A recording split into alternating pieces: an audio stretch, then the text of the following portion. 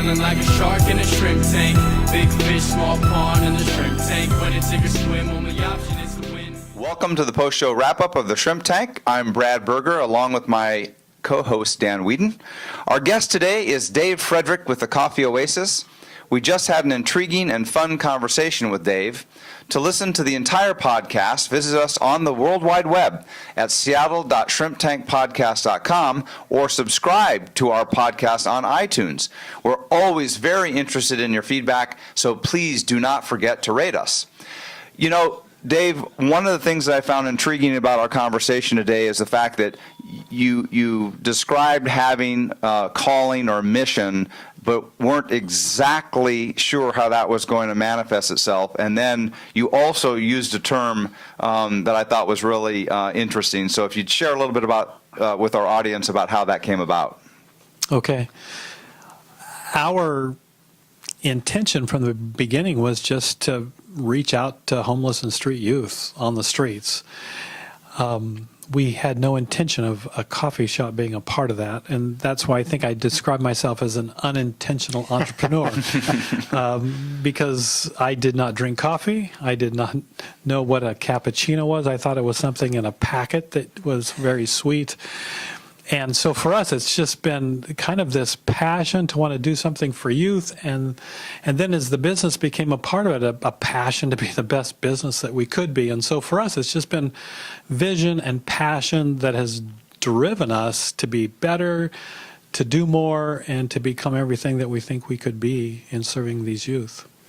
Well, Dave, I've gotten to a point in my life where I just don't put up with either bad wine or bad coffee, and I've had your coffee. It is spectacular.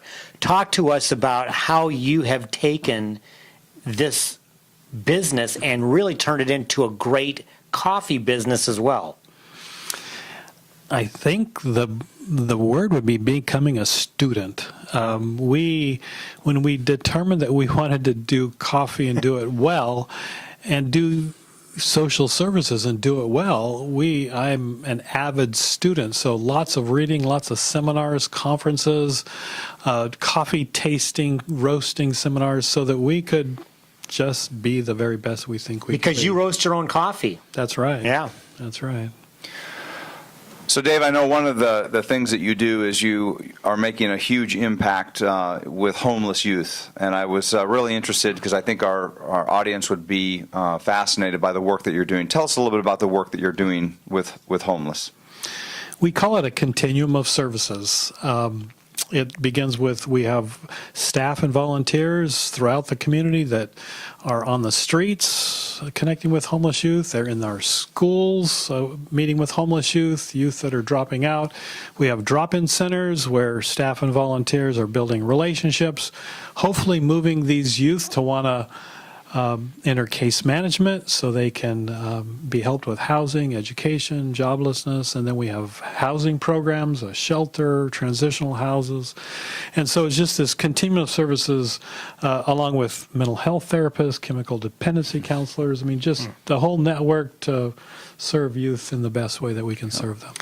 Well, Dave, I've got to think that some people are now very interested in learning more. So how can our listeners get in touch with you or learn more about Coffee Oasis?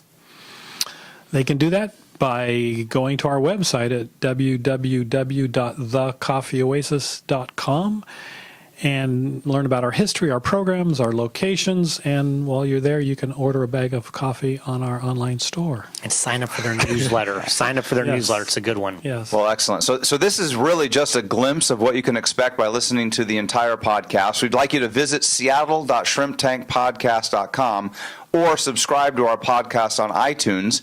We'd love to hear from you, and please don't forget to rate us. Our next guest is Aaron Smookler. He's of the Yes Works. Join us back in the tank on July 5th, the day after the 4th of July. We hope you have a happy, healthy, and safe 4th. But for now, the hay is in the barn.